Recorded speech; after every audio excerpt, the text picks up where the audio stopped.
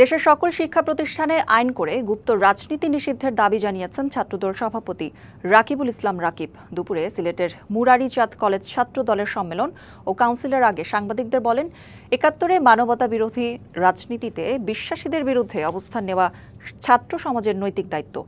অতীতে ছাত্র রাজনীতির কার্যক্রম নিয়ে সাধারণ শিক্ষার্থীরা এখনও আতঙ্কিত, কিন্তু বাংলাদেশ ছাত্রদল তার পুনরাবৃত্তি না করে শিক্ষা প্রতিষ্ঠানগুলোতে শিক্ষাবান্ধব রাজনীতি চালিয়ে যাবে।